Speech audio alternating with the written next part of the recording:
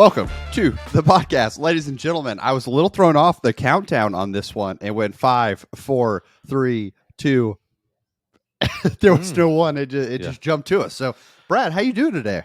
Hey, I'm doing awesome. The weather is great up here. I didn't throw any discs this week, so that's a whole nother level of irony, I think, right? Yeah, but no, it's great. It's feeling like disc golf season. We got the Las Vegas Challenge happening this week, and it's good to see live disc golf again. We are back in the season, and I'm like hyped on it right now. Dude, absolutely. And the weather has to be perfect everywhere else in the world because the weather at the actual challenge looks awful. Miserable. Like what, 40, 50 mile an hour winds and 50 degrees. Yeah, sounds like Vegas, I guess. Yeah, and it snowed on them on Wednesday. Like, that's just absolutely crazy. But yeah, that's hey, crazier things have happened, and it really, I wish that you got to throw in this beautiful weather. But hopefully, after the show today, we're going to try something different here with the approach that we're taking for today's guest. And I think Brad's going to come through and maybe give a recommendation on the backside and see how it goes. Yeah, a little different scenario today, which I think is really cool. Again, don't want to do the same thing every episode. We want to keep a standard format, but just like, let's mix it up. And maybe if this is a format you all like to see every once in a while, maybe we'll make it a little bit more regular. So absolutely. As always, we want to thank our presenting sponsor, though, of In the Bag, and that is Flippy Disc Golf, for making sure we look good, feel good out there on the course. But today's episode is, in fact, brought to you by a special person. Yep. So we'll talk a little bit about Aura. Want to thank the sponsor of today's episode, Aura. Anyone can find anything on the internet, y'all. That's true. I mean, you just got to try, it seems. And sometimes it feels like you don't even have to try. People just out there finding stuff left and right. This can be your full legal name, your personal email, your home address, phone number, even your relatives. I know personally, as a content creator, I want to make sure some of that information is nice and protected. I love connecting with you guys, but I'll be real. I don't want you to know where I live. I don't want you to know my phone number. This is where Aura comes in huge. Yeah, absolutely. So obviously this information is accessible because data brokers, so people who buy and sell data, who profit off of selling data, they sell that to robocallers, telemarketers, spammers, anyone else who wants to learn more about you, or creeps, I guess. Yeah. So that's why we're excited that Aura has sponsored today's video. Aura will identify data brokers that are exposing your information and automatically submit opt-out requests on your behalf. They'll even opt out of junk mail for you and telemarketing lists, which I can attest to has happened. Thank you, Aura, for that. You can use our link in the description. It's aura.com/foundation disc golf. You can try it free for 2 weeks to see how it affects data brokers trying to get your information and people sharing it that's not supposed to. We also linked everything in the description for you. Aura monitors your emails, your passwords, and see if they're involved in data breaches or exposed in the dark web, and gives you recommendations on what to do. Again, as I was applying to do a refinance on my mortgage last year, when we worked with Aura the first time, it alerted me immediately. It's like, hey, did you know that you did this? Did you know that you applied for this? And I, appreciate that. Like I said, I don't want my data leaked. I know no one really does, right? Amen. What's cool, Aura has an app. Aura features a VPN, password manager, real-time credit, and identity theft monitoring on the app, which is what I was just referring to. Also has internet parental controls and protects your devices from malware. Aura has almost every internet safety tool built inside one app. You don't need 3. You got one. It's Aura. Dude, so y'all, let Aura do the hard work of keeping you safe online, keeping your information safe online. If you sign up right now, Aura will give you a 2-week free trial. That's not 1 week. That's not 2. That's 2 weeks. It's 2 weeks. 2 weeks. Free trial. If you use the link that we have in the description, you'll be shocked, honestly, at how much of your private information Aura can already go find out that's been exposed over just that 2-week period. Make sure, head over to aura.com/foundation disc golf, aura.com/foundation disc golf to start your free trial today. Thank you so much again to Aura for sponsoring today's episode. And we're going to dive in to our guest, who has a very special connection, speaking of relatives, to me. All right. Thanks, Aura. Welcome to the show, a guest that has a lot of significance in my life, my older brother, John Crawford. John, how you doing today? Yeah, nice to meet you, Brad.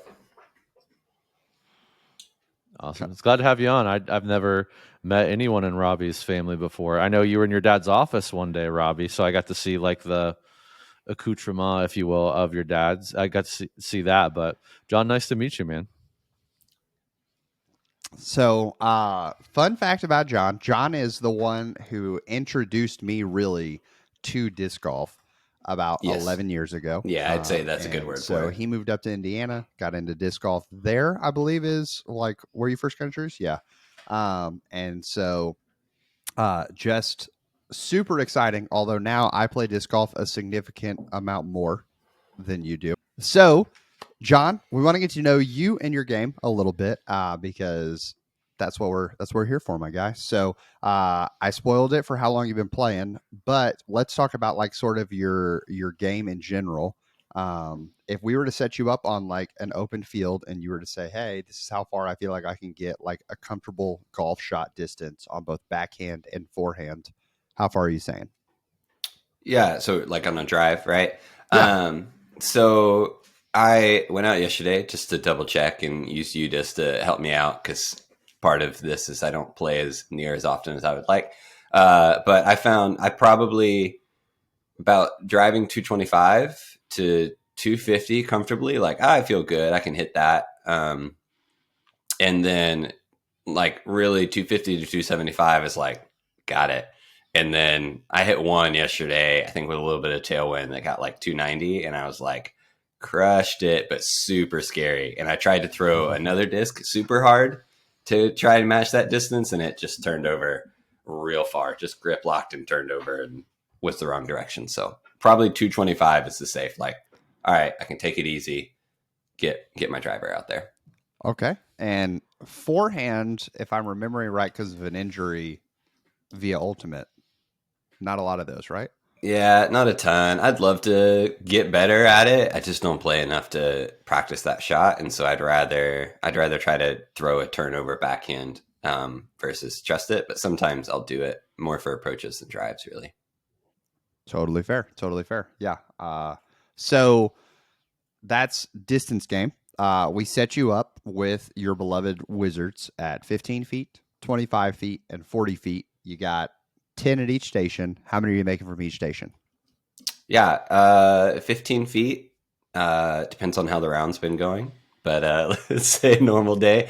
Yeah, I mean 8 to 9 on a good day, probably at 15 feet still.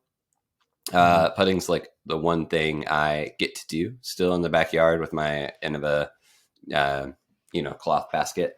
At 25, again, it depends a little bit on the day, but probably 5 or 6. And at 40, I'm guessing 2 to 4. Just depends on how I'm doing. I actually have a decent line from the farther out, but not consistently. So, okay.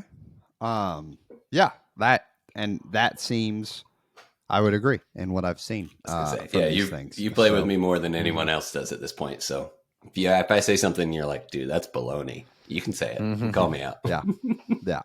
I'm gonna give you a little more on distance. I think because if you were using UDIS to measure, I think you were on the minus side of that, like that shot, because it usually says like the UDIS measurements like plus or minus 20 feet, plus or minus 15, something in there. Yep. So I'd put you a little higher, but that just depends. Were those distance shots with your distance drivers, like with Harambe? Yep. Okay. So the other beautiful part is lots of discs that John has in his bag at this point are discs that I have given John because when I play, I'm like, ooh, that's rough. Here you go. And so I've loaded your bag up, but we were talking about this kind of off camera because John's coming down to Birmingham for a Birdie Fam event that we're doing. And after about 5 minutes of back and forth via video messages, I just thought, you know what? This is the kind of content that we literally film for our podcast. So, Brad, that's where we brought him on. I love a little switch up. Yeah. So what we're trying to do here is, Brad, we've talked about how we love having a disc in our bag that serves multiple purposes.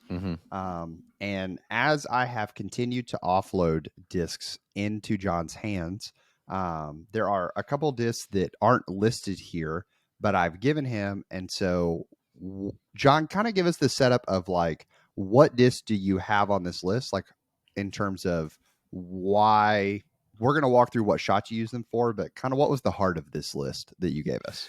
Yeah, totally. So I would say that what has happened was I started, right, 11 years ago, and I was playing 3 to 6 times a week when I first started. And that was for about 2 years, playing a ton.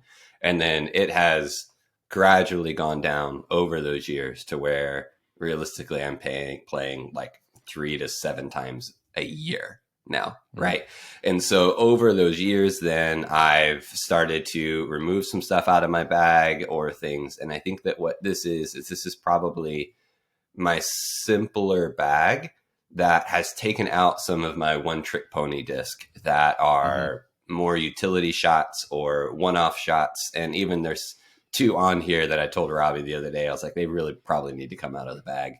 But you know, those utility shots that I really don't get to practice that often. And so I shouldn't be trying to throw them when I'm out on the course. I should just play safer, you know, do some of those things. And so that's what this has kind of come down from. For example, I used to bag a boss. It used to be my farthest distance driver. When I was playing a lot, I could do something with it. And eventually I was just like, I can't.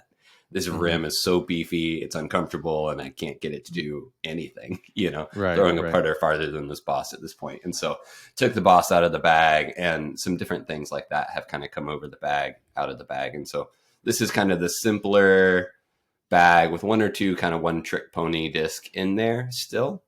But yeah, that's what this has been over the years, just kind of removing discs. I used to carry a really full bag, and some things just didn't deserve to be in there anymore. Okay. Makes sense. It looks like you have like what, 13 discs in your bag at the moment? That probably checks out. Okay. Yeah. So 13 discs and 5, 6, 7, 8 of them are mid-ranges. Or mid-ranges or putters. Sorry. Yeah. Which is my favorite part of my game and my most comfortable part of my game. If I can start getting towards approach, that's what I've always enjoyed. Like approach on, it's my favorite part of the game. Just further confirming that Crawfords don't throw far. Yes. So if you guys if you guys have the magic disc that lets me start driving 400 feet, I'll start enjoying driving more. But I'm still looking for that disc, so I'll send it when I find it. Deal. Okay. Well, Brad, knowing that information, where do you want to start kind of looking at this back? Because I think the goal would be right. Like, let's see if there's still even overlap inside of this bag, and then see if like we can possibly give some not utility options, but more workable stuff that we found in the past. Yeah, I think let's obviously start with the puzzard, the puzzards. That's a putter and a wizard combined into one word. Let's start with the putters, because I mean, roughly 23% of your bag are wizards. Yep. I don't know. Grammar's bad today. Continue. Let's talk about wizards. Yep. So got 4 wizards in my bag. I put my bag right here so that we could reference for the fun of it. Perfect. You know, part of it. Video. Yeah, welcome, video watchers. Yeah, sorry, welcome, video watchers. I'll be super descriptive, podcast friends. Yeah. So this was, I would say, my wizard landed in my bag as an approach disc. It was Coltish. This was, mid 2013 Coltish, following at that point of the Wizards. I think it probably still exists. It was like the approach disc to go to. I had loved my rock, my first ever one that I found, this little DX rock, and loved it. And Wizard had some of those similar things. And so here's that disc, started using it to approach, loved it. And then started just trying to putt with it one day. One of the benefits of having a disc golf YouTuber brother is that he has access to some things and gets you some things for Christmas, which is great.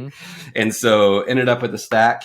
And because the putters I were using were really hard to find, these like niche things. And so it was needing to change it up. So started putting with them, have really enjoyed it. So I have 2 putters in my bag, and a racer wizard and a super soft wizard, mainly because I was trying to explore which one I might want to putt with more. they're close enough to the same that I just putt with both of them. They're in my bag as my putter. And then I have a diamond wizard that I'm going to use for 80% of my approaches at this point.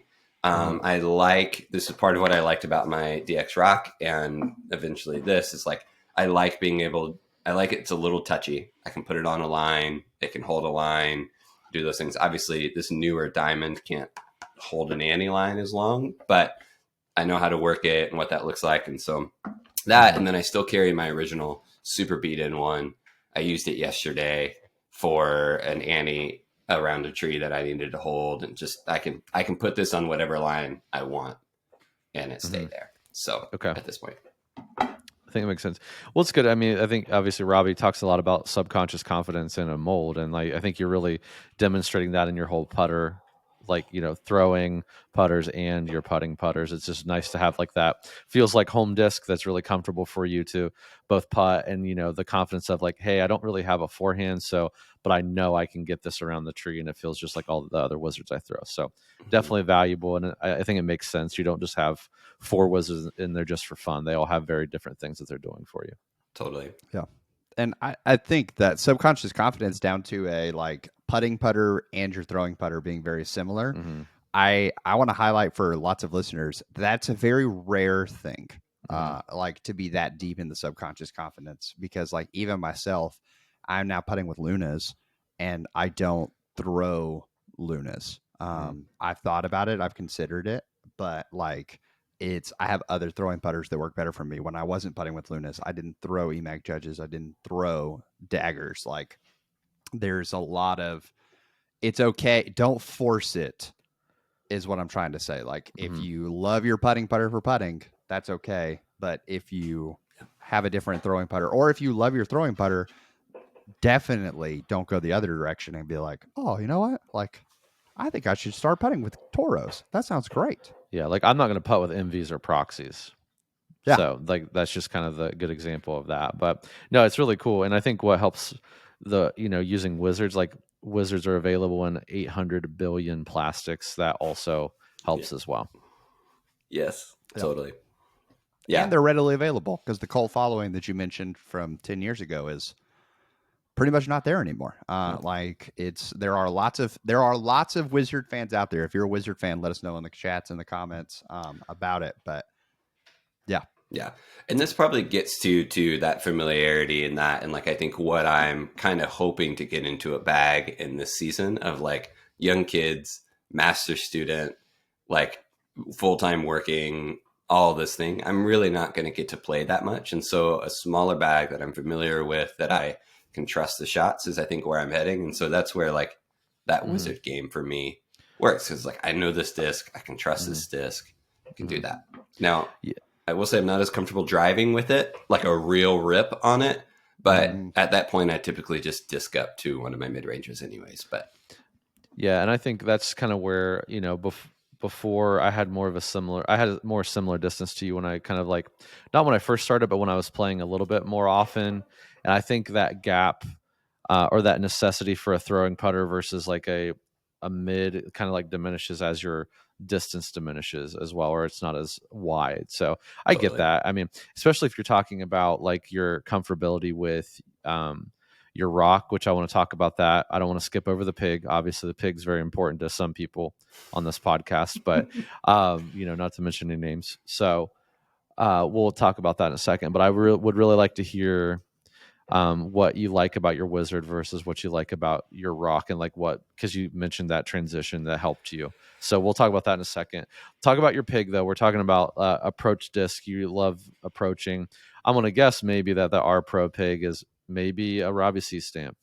It is a Robbie C stamp. I have one. I don't think this is going to mess with it, but this is my proud brother moment. You guys just got to let me have it a little bit. Yeah. So I got to look closer to the mic, but that's his first run of his custom stamped with Innova. So that one stays there. I needed one. It has the Wonder Bread foil, and it is gorgeous.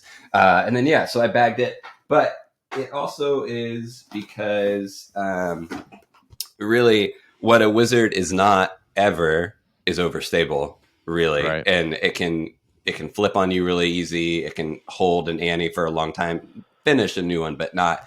And so playing with Robbie one time, I was like, I think I need that like overstable approach. I need that approach, just that I need to put it on a hyzer line around a tree, or even flick around a tree and just trust that thing's going to finish out left, or, you know, the appropriate side. And so that's what that's been. It's a newer disc for me over the last year and a half.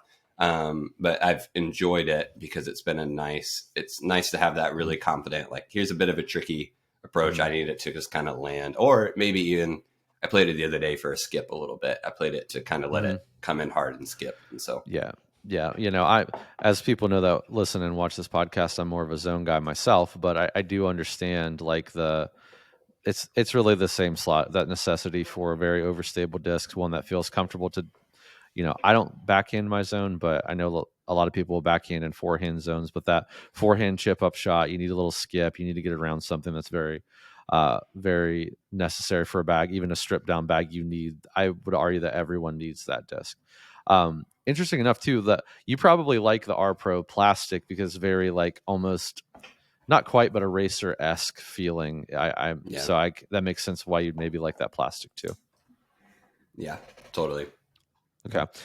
Yeah. And then sorry, not to hijack your hosting responsibilities here, Robbie, No, but go for it. I want to talk a little about the Rock. I mean, Rock 3, I think if you don't know what Rock 3 is, then let's talk about that maybe a little bit. I'm assuming you have two of them in your bag. One's probably the more beat in, like you said, that's going to be a little less Rock 3-esque, and then you have maybe probably a little more overstable Rock 3.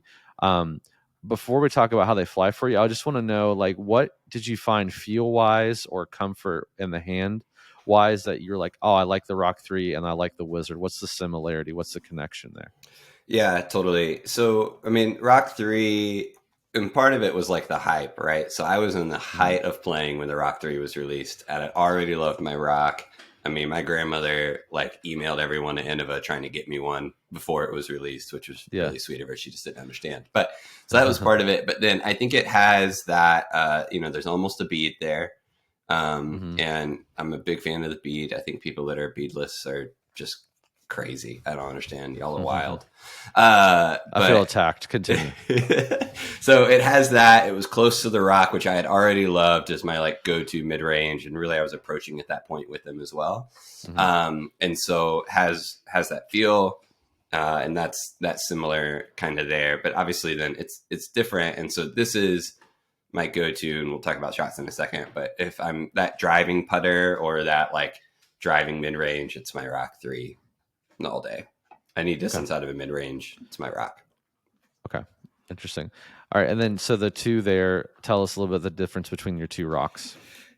Yeah. Primarily what it was this was the first one I ever got. It's Champion plastic, which I don't love, especially in the heat of summer. Typically it gets a little, can start to feel a little slippery for me and sweaty hands. But for those that can't see this dye job, Robbie did this one for me, and it's a silhouette of Dwayne "The Rock" Johnson. Love it. On my Rock. And so it's really good. I like it. It has a little bit of a flatter profile. I trust it a little bit more in windy conditions. And then got this star, again, hookup from Robbie and having too many discs. And so slightly grippier plastic, a little domier, and newer. And so it's going to hold its flight just a little bit more. This disc at this point has been a go-to for 10 years. And so I can craft a little more of a line, which I really like. Again, I really enjoy being able to craft a line. And so that's the difference between them. Okay, great. I don't have any more Rock questions unless you do, Robbie. I'm looking at the Kite and I've never thrown one. So you're going to have to talk about that a little bit.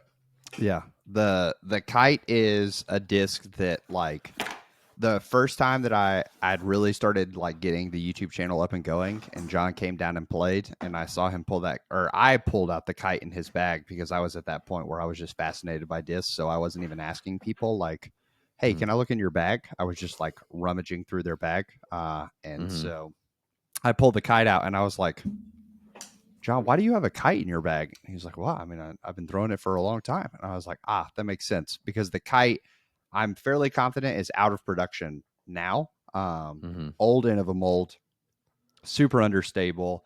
And this is the first of those touch discs that you were talking about, John, that like probably may not be in the bag long term. Yeah, totally. So this is like before my disc bag happened, right? Robbie and our brother Jacob were getting into disc golf. I had an Excel spreadsheet and I mapped out flight paths for everybody. I was like, you need to Love it. understand this. Like I did it on my own, right? And so then I looked over in that side of understable. What could I throw to flip up to a long turnover? What could I, or a really harsh turnover if I wanted, those sorts of like, what was that utility shot? And so that's what my kite was. It's here and there. I don't think I ever really threw it that well, to be honest with you. And why it's on the chopping block ultimately, because it's like the kite, y'all, is the domiest of disc. I mean, it's like, and so in windy conditions, it's no good. I can't throw it that well, but that's what it was there for. It's for those turnovers, because I've always been more comfortable throwing a backhand turnover than I have a flick. I just never have felt great control over my flicks. And so that's what that's there for. And honestly, it's on the chopping block. Yep. Well, we'll get into the discussion on what needs to go there. I know 100% what needs to replace your kite, but we'll talk about that in a minute. Perfect. So because I would agree, like looking at the like holes that we have in our bag, we'll jump from there to your roadie here for a second, John. Great. But it's like the rock, even your rock, is not like you said, you're having to shape it. So there is a comfort there. But I feel like to a degree, if you're playing so little, knowing like, oh, I got on this too much because I had to force it over. Like if we pulled the kite out, I would be worried if you ended up needing something similar to that shot. Mm-hmm. Yes, there's like a degree of you can play safer and just throw it down the gut or like throw it straight and just leave yourself a putt. But if we found a disc that naturally does that, not as extreme as your kite, yeah, I have a feeling I know the disc Brad's talking about, and like is that kind of the hope you're looking at it for, Brad? Yeah, because you keep saying the words or crafting a shot, which number one, I love that phrase that you're using. Number two, you keep saying crafting a shot. Yeah, I definitely, the disc I'm thinking of, Robbie, you can craft all kinds of shots with it. Absolutely. So we move into your fairway drivers, and as someone in that 250, 275 range, you can't be a Crawford if you don't love a Wraith. Like that's why Jake's adopted. So the Roadrunner, let's talk about, because we'll get to the Wraiths last, but the Roadrunner is chilling in your bag, and it's your other question mark disc. Yeah, it's my other chopping block. I mean, basically almost repeat everything for the kite. And then in my fairway driver. So I wanted it for longer turnovers. I wanted it for, however many of us pretend like maybe we might be able to pull off a roller at some point. Like I wanted it for those like really tricky shots. And I'm not buying a stack of Roadrunners to go in a field and practice my rollers. So I don't need a roller disc in my bag.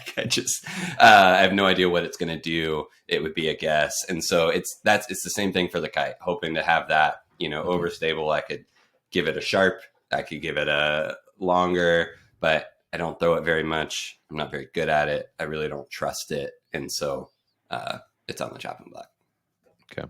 Yeah, and I think some of the dangers I hear in your bag, again, correct me if I'm wrong, Robbie, but I'm going to use danger lightly, but you have a lot of like older discs where you're like, you've played a lot and now you kind of took a little bit of a break, don't play as much, and now you're like, I want to play a little bit more. Some of these like older discs that you have, like the worry is if you do start playing more again, they're going to get beat in incrementally faster, and they may start to be really like not helpful to your game. So I think the idea of like talking through maybe finding discs that do kind of the same things but are newer, and then we'll maybe take the spot of those to like beat in less, so these discs don't become unusable at some point for you. Correct if I'm wrong, Robbie. Absolutely. I mean, finding like, if his kite disappeared, the amount of money it would cost him to find another kite / like a beating kite like he has, tough. And well, good news is it's not that beat in, and I have 2-star kites. If anybody wants them, let me know. Hit me up.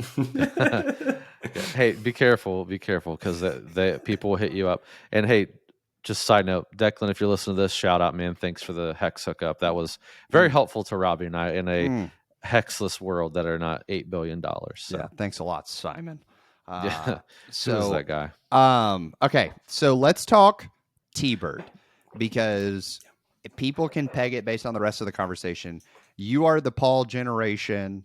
You put T-Birds, Thunderbirds, Rock 3s, and an AVR in your bag, and you're good. Like, you just win world championships. So what does your T-Bird do for you? It is in my brain, it's my straight drive. It's my straight fairway driver. It's my tunnel shot. It's right?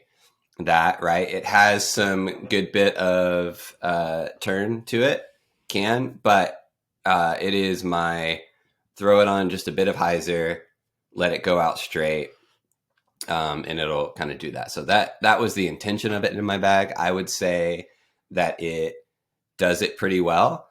I love that disc. If you guys gave me a good idea of something but all that to say, I can grip lock it. It's a really thin rim compared to my Raids. It feels like a thinner. I can grip lock it really fast, or I can turn it over really fast, and then it's devastating.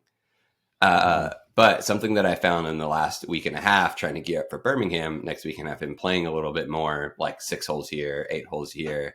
I outdrove my Rays with my T-Bird on more open holes twice. Or we're like within 15, 20 feet of them. Totally. Like, and I'm open to only having fairway drivers. I'm open. If you take away my Rays, I'm going to be a little sad, to be honest, but I'm open to it. Anyways, all that to say, I love that disc. I love that it really will fly straight for me if I can get it, if I can hold it right. But if I don't put quite enough hyzer on it or overgrip it goes. It's gone. It's turned over, and I don't have it anymore, which it's also a factory second. So it flies. It was like a little bit of a end of a rand. Like, here's a factory second of this like certain kind of T-Bird and a certain plastic that we're not going to run again. It was a big deal. So I got it. But, so this disc effectively says it has T-Bird embossed on the bottom, but it's not a T-Bird at all, is what I'm hearing. I bet it doesn't even have T-Bird embossed on the bottom, because that happened in 2017. So well done. Well, hey. Yeah, I mean, it says, 175. Oh, that's fine. That's not my real number. I was like, there's that.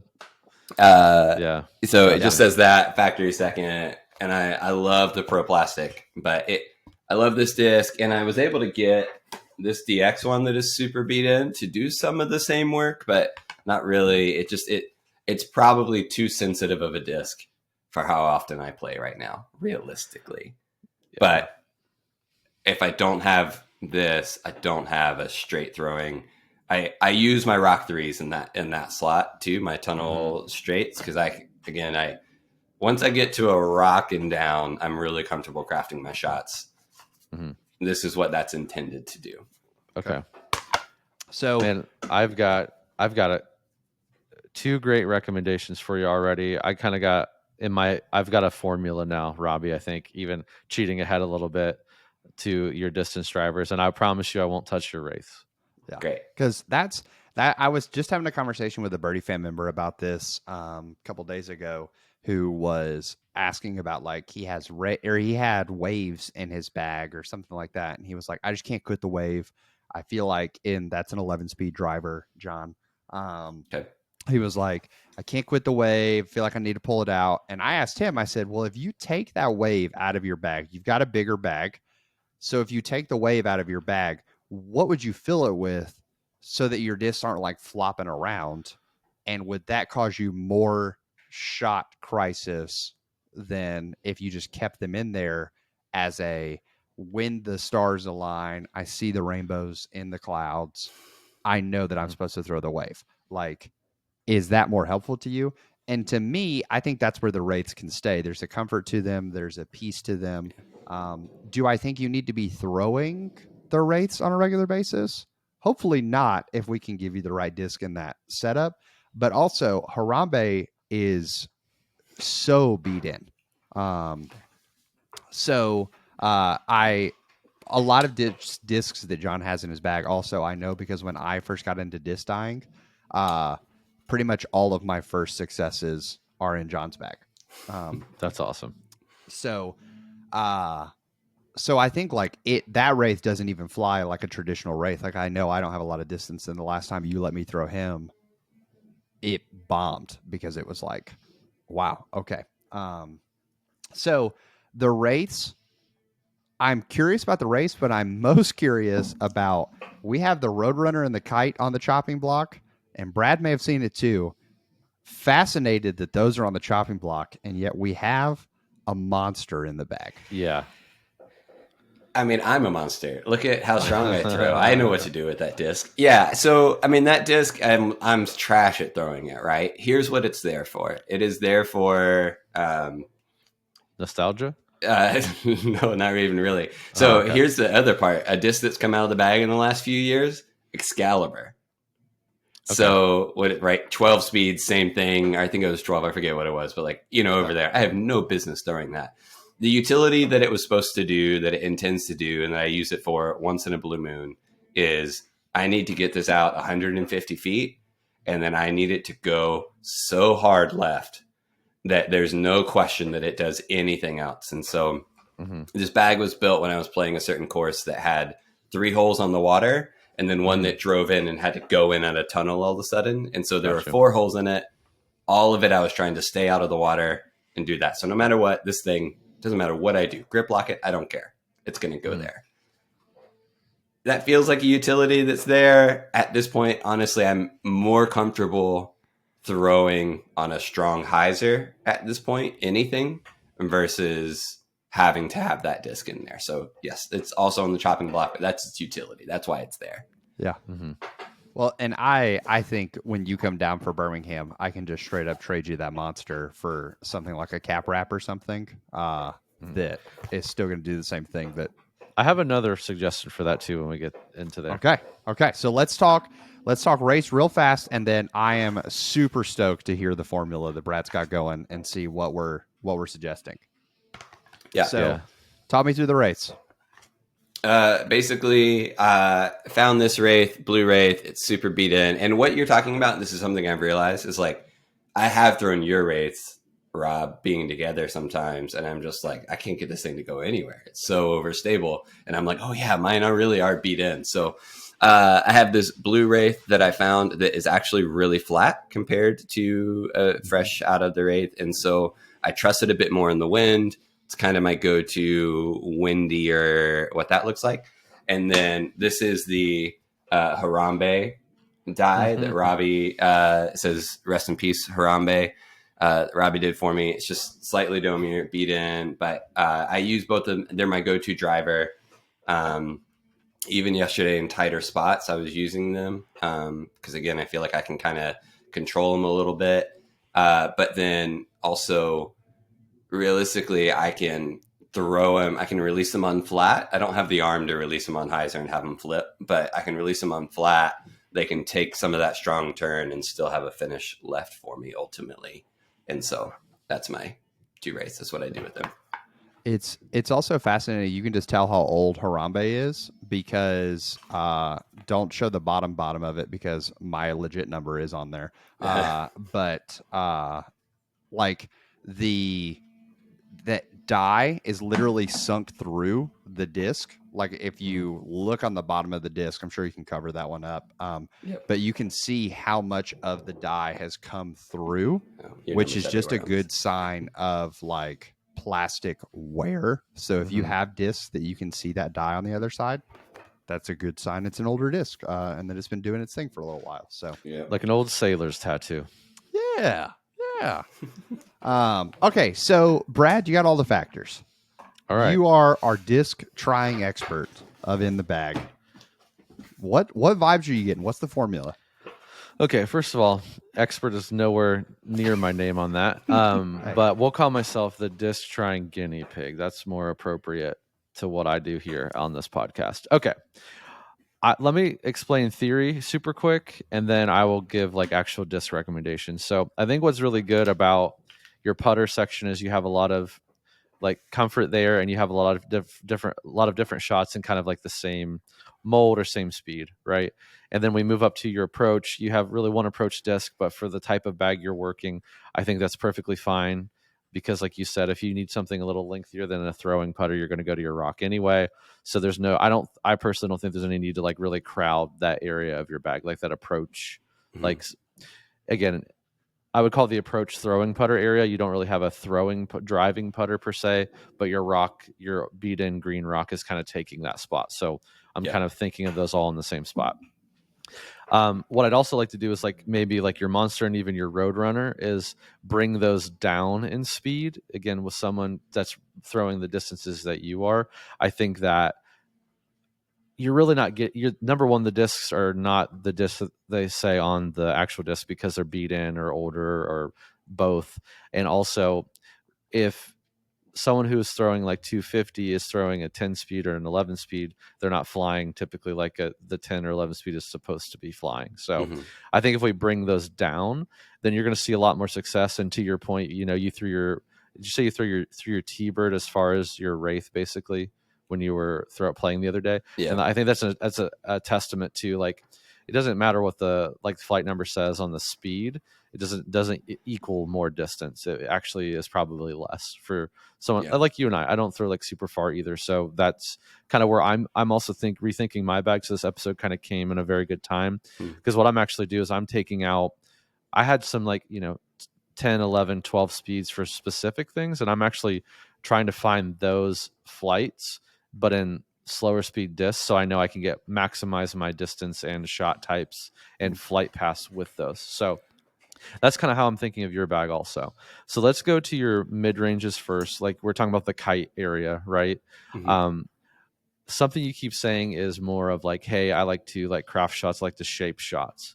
So my recommendation for that understable like mid range is always going to be the uplink, especially for someone that's in your like vein of I'm gonna say skill, but like how far you're throwing, the power you can do. But also it seems like you do have skill of being able to like be sensitive to angles and power on a disc, which is really the uplink also calls for that. You can't go out and blast a uplink at 100% power. It's going to be trash for you. But if you can have the control, which is something early on in the podcast it taught me, which was if I reduce power and focus more on the shape and the angle, then I have a lot of options with that, even on like forehand, like a forehand where I'm pinched off and I need a forehand to go left for me. Like I can throw the uplink easy, for a very specific shot. But the uplink, I think, is going to cover a lot of area for you there, especially if you learn to power down on it and like really shape some shots. I think that's really going to be a great place for you. And I think, that's definitely recommendation number one. Also, I think, if you're thinking about your mid-range game a little bit more, because again, I think I said a couple episodes, I've actually, or my in the bag episode, Robbie, my mid-ranges when I started the podcast, I had like one, maybe two in my bag. Now I have like 6 or 7 at any given time because, again, my arm speed matches it and I feel like I can use it for more shots there. I would also maybe recommend a hex for you. And the reason I like the hex is it's a little bit more overstable compared to the uplink, but they feel very similar in my hand. So like I think you would like that because of like how you like your wizards and how they feel. I think maybe a hex might be a nice compliment, and it kind of is going to be more like that beat in really really old beat in rock 3. That's going to be like a little bit more just straight for you. That you can also, if you really want to shape it, you can. It'll also hold a hyzer line too. So I think uplink for sure, and then hex if you want to experiment because of the similar feel and just a tick more stability than the uplink. So that's first set of recommendations. Robbie, what's your feedback on that? Yeah, I mean the uplink is perfect. I completely agree. I think that like knowing that there's not really any moments that I see you step up and like try to showcase your like manhood and try to smash a disc. And so the beauty of that uplink is, yeah, if you're that type of player, I think Brad nailed it. It won't work for you. Because you're just going to yam over on it. It's not going to go well. But like the ability to shape shots, having a disc that is understable, but not so far gone as the kite. Like the kite, almost too. I'm a firm believer nothing's too understable, but it's too touchy. to be shapeable. It does one shot, and it does that shot really well. The uplink, has some versatility. And like you talked about, you can throw it on some hyzers. I think of like a lot of tunnel shots. You're probably going to find it easier to get the uplink accurate than it is to be throwing like a slight flex with the rock. Yeah, and I think something too that I like about it is like you do not like we all watch the pros, right? And we see them like hyzer flip destroyers. And I know people can do that and you can find the right destroyer. I'm just talking about just a run of the mill average person grabbing is not going to be able to hyzer flip a destroyer. An average person can 100% hyzer flip an uplink if you need that shot, like a straight wooded tunnel shot. Like pretty much every person can grab an uplink off the shelf and hyzer flip it. Sweet. So, what do you think about the hex, Robbie? And I'm also thinking like an Eclipse hex for something a little bit more, even on the overstable or in the wind, since you are in Indiana.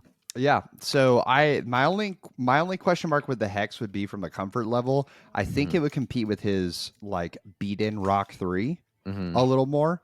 And so I'd be worried to push that comfort out of his bag. I think now if like Rock ends up in the drink and he loses it, then I think going to a hex is going to be a much better idea because it's almost like he's going to have to find a new mold, right? Because that Rock 3 isn't doing that anymore.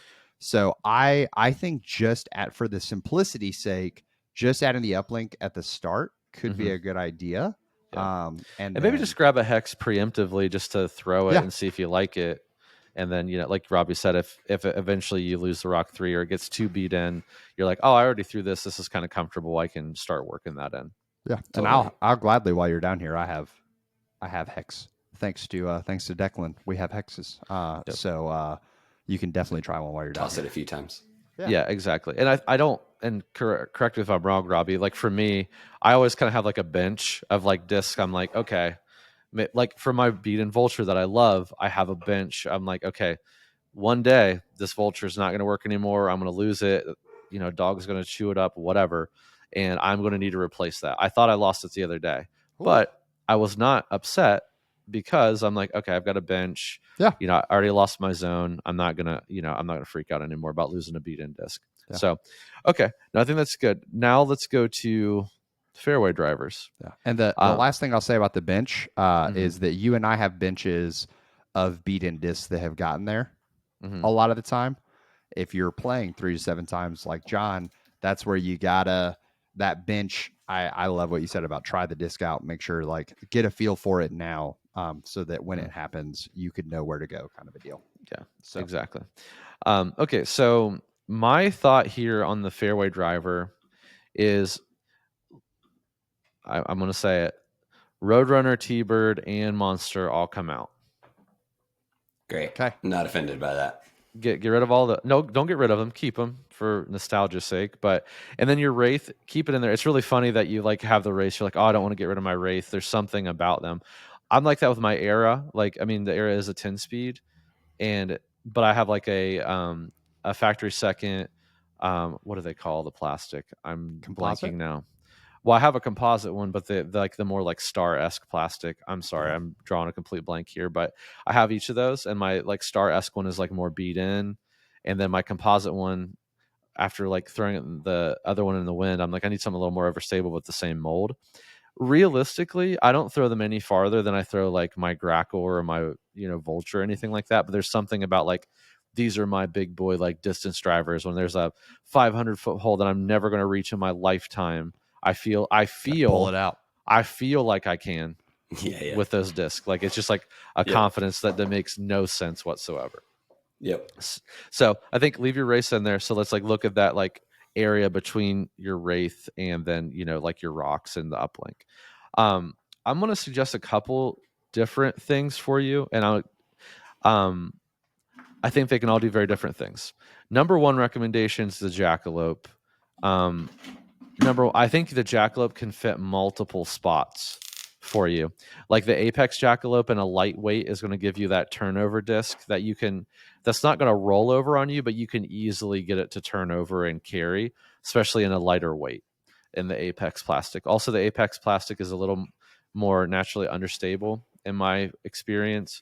And like it is made by MVP. It's going to take a little longer to beat in, but it's non-gyro, so it will beat in a little bit for you, and will continue to like, again, not be like turnover flippy, but burn over flippy, but it will naturally start carrying to the right gently for you.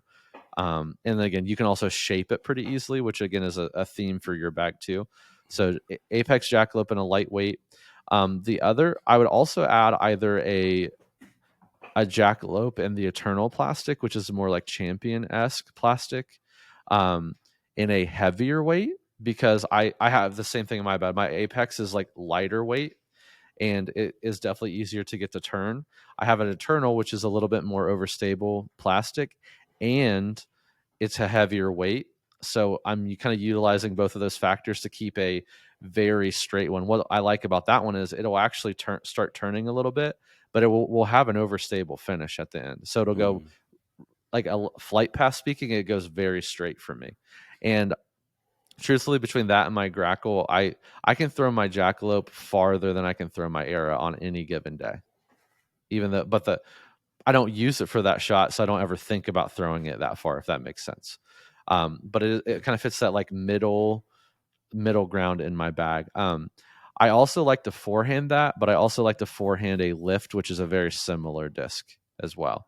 So like I think as you like, hey, I'd like to work a forehand, anything like understable like that, and it may be good for you on the Apex Jackalope too, but a lightweight, like naturally understable disc to start working a smooth, easy, non-full power hand for someone who either doesn't have one or has an injury that they're trying to work through, I think would be a good option. Again, a multi-use, multi-function mold for the Jackalope that gives you all of the shots I just talked about. Yeah. So you can actually carry 2 Jackalopes in 2 different plastics. And then as far as like the T-Bird-esque slot, a real T-Bird-esque slot that's like a little overstable, I like the Grackle personally. Again, not to be a mint simp here, but the Grackle, what I like about it, it's a 7-speed with an overstable finish. I can actually hit it and it goes very straight for a long time, but has that reliable overstable finish.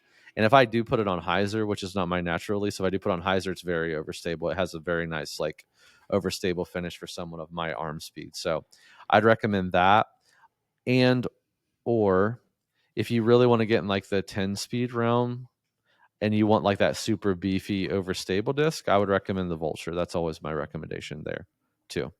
But if we're trying to really keep minimal and like really multiple shots for multiple discs, I do think Jackalope Apex lightweight for that understable, shapeable, Jackalope Eternal plastic heavier weight for more of like a straight kind of, I guess, spot in your fairway drivers, and then I would probably say the Grackle for more of an overstable disc as well.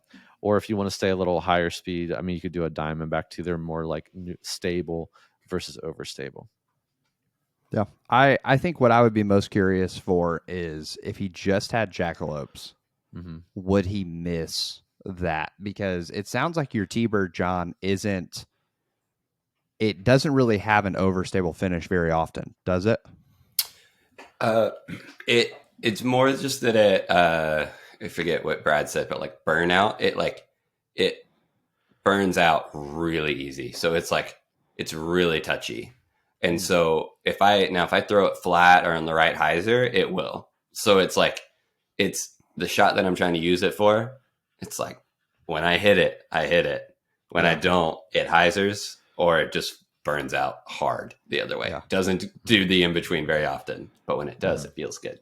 And you've got a lot more experience with the Jackalope than I do, Brad. If he had that Eternal and he was putting it on some hyzer, trying to hit that hyzer line, do you think it's going to stand up on him too much and go, or is it going to hold that? No, I think it'll hold it. You may have like if you're like it's not going to be a tiny bit of hyzer, but if you put it on enough hyzer, it's not going to like flip up and turn.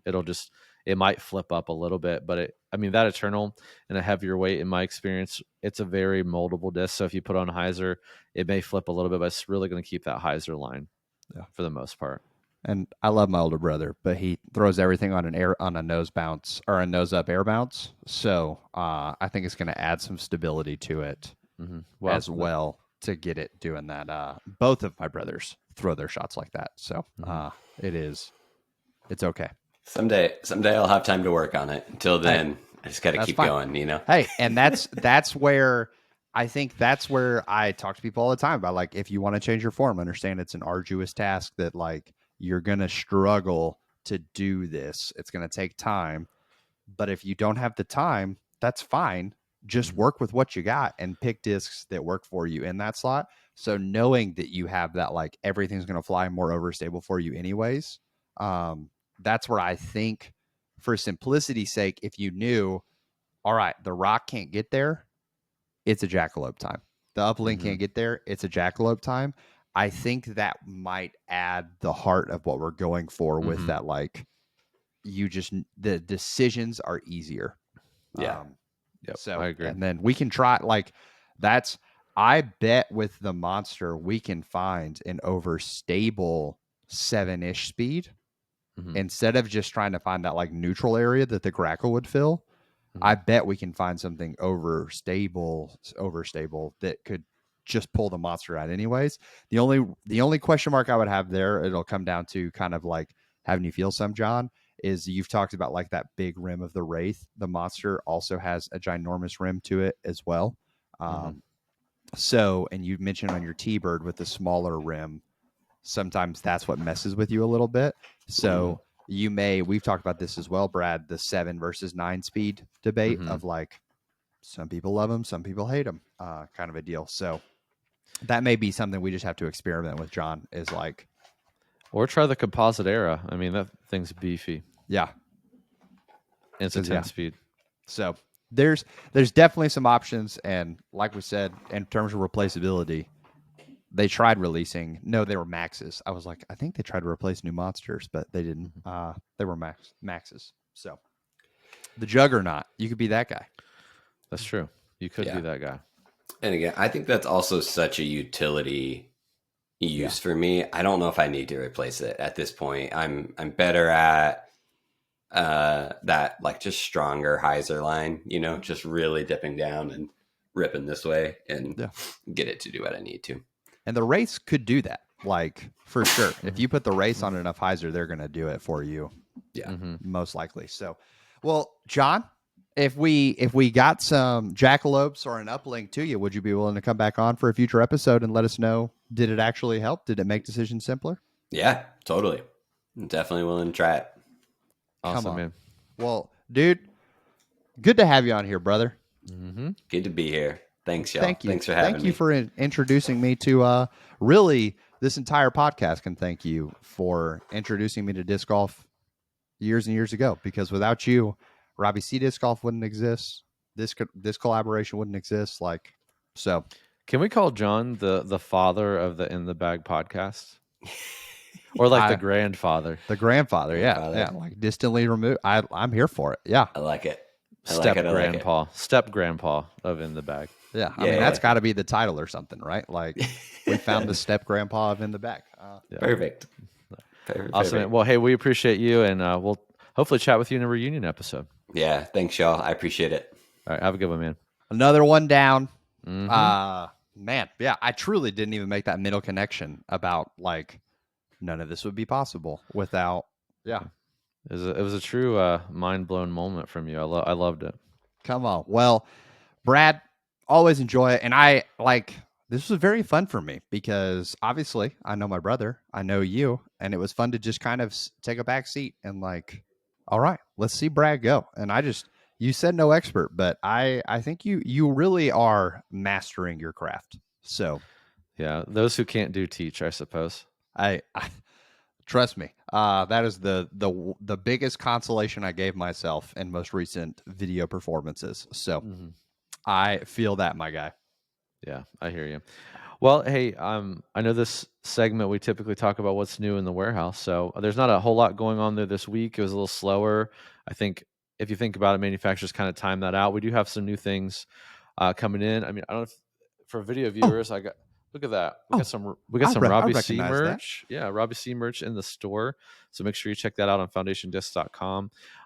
We also have Doomsday discs now for the first time ever. So, hey, if you're wanting to try something a little different, I'll say you'll definitely get that with Doomsday. I mean, Yep. they have some solid molds, right? But they have some, I'll call them fringe molds. I believe Hunter described them today as some of their molds looked as if they were stung by a bee and swollen up. So make sure, like the landmine, the bunker Yep. buster, the frag. So, hey, if you want to try something different, you're like, man, I just feel a little stale with disc golf. I've thrown everything.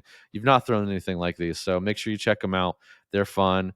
Buy one for your buddy. Go out, play around with them, and just have a good laugh. And hey, you might fall in love with them, and then you're in trouble because I don't think a few of those are PDGA approved. But Yeah. that doesn't matter if you're playing casually. Hey, I'm just saying the landmine. Here's the sell on the landmine, guys. You buy a Let's hear landmine, foundationdisc.com. You're and like the disc. Let's clarify. yeah, Not a real correct, landmine. correct. You go buy a landmine disc golf disc created by Doomsday Disc from foundationdisc.com. Plug. You throw it and you're like, man, I don't know how I feel about this. Maybe not the disc for me. Positives. You now own a great disc that can serve as a bowl. You Correct. now own a great disc that can serve as a dinner plate.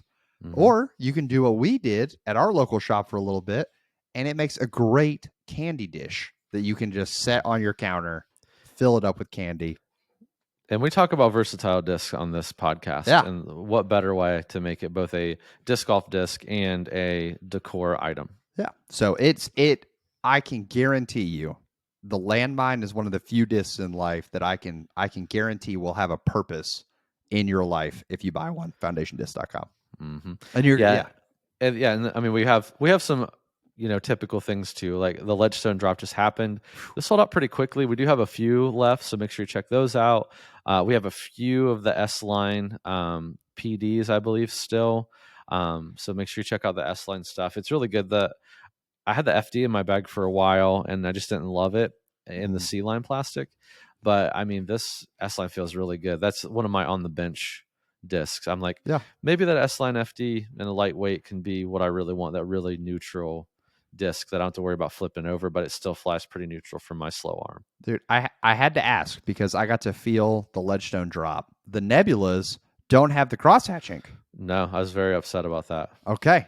I was very curious. They're still a little rough on the bottom. Yeah. But I think the nature of like that Z swirl plastic or whatever it is, it just didn't have like that roughness. So I was like, I have one I have my eye on, and I told myself, number one, you don't need another Nebula. But if there's a pink one that has a cool pink swirl in it with a matte blue stamp, like a white blue stamp. If that survives the weekend, I will buy it on Monday. So hey, if you're listening to this podcast and you want to ruin my Monday, please go buy that disc. Or I don't save want his it. Monday. Yeah, save my. Yeah, I don't need it. So if you would buy that, that would help me out a lot, actually. So that's kind of what's happened. Oh, we have new Foundation dry fits. Those are dropping today when you're listening to this. So check those out. Those are not print on demand. Those are live in the store. They feel great. They're Reebok dry fits and has the new logo that you, the viewers of Foundation, have voted on. So we appreciate your double. Feedback. It's a double. It's the logo with the bar stamp. So dude, that is clean. Definitely gonna have to grab one of those. You're gonna grab that. You're gonna grab your new plastic, and you're gonna be like, "Wow, I look good, and this disc is good." So what do? You keep it in the closet. I mean, keep it in the bag.